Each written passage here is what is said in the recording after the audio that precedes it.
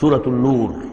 اب یہاں 14 وہ جو صورتیں تھیں جو میں نے عرض کیا جو مکیات ہیں مسلسل، ان میں سے ایک سورہ حج کے بارے میں اور ایک سورہ رعد کے بارے میں بھی بعض لوگوں کا خیال ہے کہ وہ مدنی ہیں، لیکن واقعہ یہ ہے کہ جن کو بھی مکی اور مدنی صورتوں کے مزاج سے واقفیت ہو گئی ہے، جو اس کو پہچانتے ہیں، وہ جانتے ہیں کہ یہ سارا سلسلہ جو ہے مکیات کا ہے اور ان میں کوئی مدنی صورت نہیں ہے۔ کہیں کہیں کسی مدنی آیت کا شامل ہو جانا یہ بالکل علیحدہ بات ہے، لیکن یہ کہ اب ان 14 صورتوں کے بعد اب یہ ہے واحد صورت مدنی ہے اور یہ سورۃ النور ہے۔ یہ سن 6 کے آس پاس نازل ہوئی ہے، سن 6 ہجری، اور اس میں ایک بہت اہم واقعہ جو آیا ہے وہ حضرت عائشہ صدیقہ رضی اللہ تعالی عنہا پر جو تہمت لگائی تھی منافقین نے، اور اس میں سب سے بڑا رول تو تھا رئیس المنافقین عبداللہ ابن ابی کا، لیکن یہ کہ اور دوسرے منافقین بھی اور ان کے ساتھ ہی کچھ سادہ لوح مسلمان بھی اس فتنے میں کہیں شریک ہو گئے تھے، متاثر ہو گئے تھے، اور یہ کافی یوں سمجھیے کہ خود حضور صلی اللہ علیہ وسلم کے لیے بھی اور حضرت عائشہ صدیقہ کے لیے تو بہت ہی زیادہ تکلیف کا اور کرب کا یہ دور رہا ہے۔ بسم اللہ الرحمن الرحیم، سورۃ انزلناها وفرضناها وانزلنا فیها آیات بینات لعلکم تذکرون۔ یہ ایک سورت ہے، یہ انداز کسی اور سورت کا نہیں ہے، اس انداز میں اس کا آغاز، اور سورۃ نکرہ کو اگر تفخیم کے لیے مانا جائے تو یہ ایک عظیم سورت ہے جو ہم نے نازل کی ہے اور ہم نے اس کو لازم کیا ہے تم پر، فرض کیا ہے تم پر۔ وَأَنزَلْنَا فِيهَا آیَاتٍ بَيِّنَاتٍ، اور اس میں ہم نے اتنی بڑی روشن آیات نازل کی ہیں، لَعَلَّكُمْ تَذَكَّرُونَ، تاکہ تم یاد رکھو، تاکہ تم نصیحت اخذ کرو۔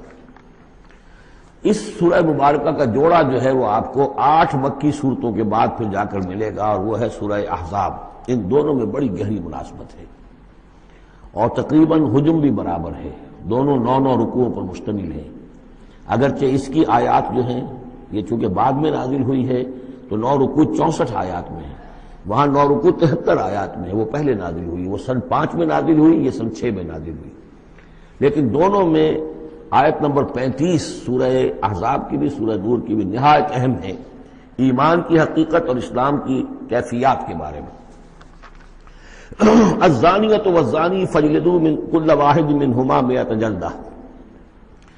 زنا کرنے والی عورت ہو خواہ زنا کرنے والا مرد ہو، ہر ایک کو ان میں سے 100 کوڑے مارے جائیں۔ ولا تأخذکم بہما رأفۃ فی دین اللہ، اور تمہیں اللہ کے اس دین کے معاملے میں نہ روک دے کوئی شے ان کے اوپر مہربانی کے راستے سے، نہ تمہیں روک لے پکڑ لے، لا تأخذکم بہما، ان کے ساتھ نرمی اور ان کے ساتھ شفقت، فی دین اللہ، اللہ کے دین میں، یہ اللہ کا دین ہے، اللہ کی شریعت ہے، یہ اللہ کی حد ہے، اور اس حد کے اجرا میں کسی کی ہمدردی، کسی کے ساتھ تمہارا تعلق، تمہاری دل کی نرمی، تمہاری شفقت یہ کہیں آڑے نہ آ جائے۔ ان کنتم تؤمنون باللہ والیوم الآخر، اگر تم ایمان رکھتے ہو اللہ پر اور یوم آخر پر۔ یہ جو حد ہے یہ ہے اصل میں زانی زانیہ جو غیر شادی شدہ ہو اس کے لیے 100 کوڑے ہیں، یہ حد ہے جو قرآن میں آئی ہے۔ زانی اور زانیہ اگر شادی شدہ ہے تو اس کی حد قرآن میں نہیں ہے، لیکن وہ سنت رسول صلی اللہ علیہ وسلم سے ثابت ہے، اور شریعت اسلامی کا چونکہ جو اس کی سورسز ہیں، اس کی ایک بنیاد ہے اللہ کی کتاب، اور دوسری بنیاد جو انڈیپینڈنٹلی قرآن مجید سے آزاد ہو کر ایک مستقل بنیاد ہے، مستقل سورس ہے، وہ سنت رسول ہے صلی اللہ علیہ وسلم۔ تو رجم کا جو حکم ہے وہ سنت سے ہے، اور جیسا کہ میں آپ کو بتا چکا ہوں اصل میں یہ اس قاعدہ کلیہ کے تحت ہے کہ سابقہ شریعت میں، شریعت موسوی میں بعض احکام وہ تھے کہ جن کی نفی نہیں آئی ہے، اور انہیں جو کہ نبی اکرم صلی اللہ علیہ وسلم نے اس امت کے اندر بھی جاری رکھا ہے۔ ان میں سے یہ 2 حکم جو ہے بہت اہم ہیں، ایک قتل مرتد کا حکم ہے، اور دوسرے زانی اور زانیہ جو شادی شدہ ہو اس کے سنسار کیے جانے کا حکم ہے۔